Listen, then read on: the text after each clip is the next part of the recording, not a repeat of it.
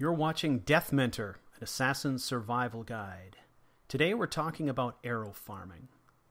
What is arrow farming exactly? Well, it's basically tricking the game into allowing you to acquire higher value arrows. So to start with, you have to travel here to Solitude.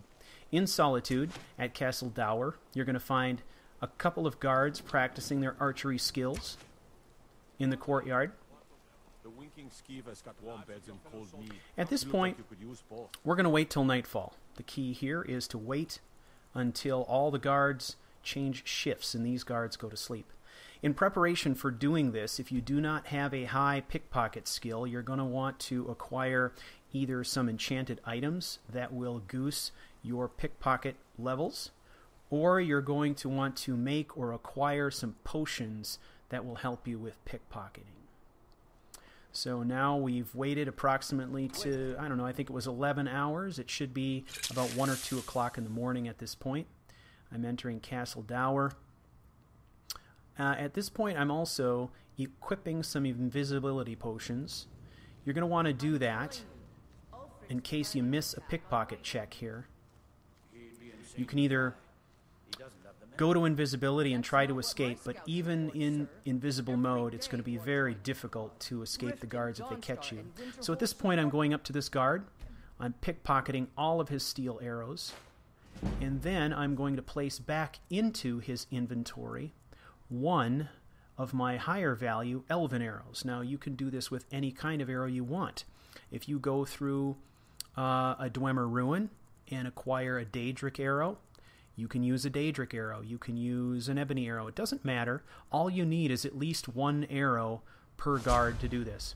So I've successfully pickpocketed one guard, took all of his steel arrows, and placed a single valuable arrow back on his body while he's sleeping. Now I'm going to do the same to this guard and all the guards I find in the barracks. Now I'm going to cut out some of this because for those of you who are on PC, you may not appreciate how long this takes. You have to actually run the slider all the way down to 1. You can't just click like you can with a mouse. Now I've placed my arrows on all these guards. I'm going to make my way back out into the courtyard. Again, at lower level, it may take you a couple tries to do this, but if you are lucky enough to acquire a higher level or a higher quality arrow at low level, it's certainly worth it to do. Now at this point, I'm going to wait again. Just to be on the safe side, I'm going to probably do maybe 8 hours.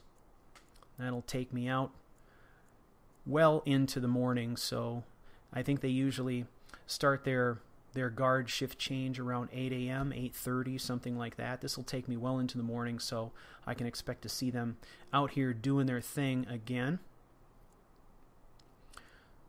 So after waiting, the guards appear, and now they begin target practice.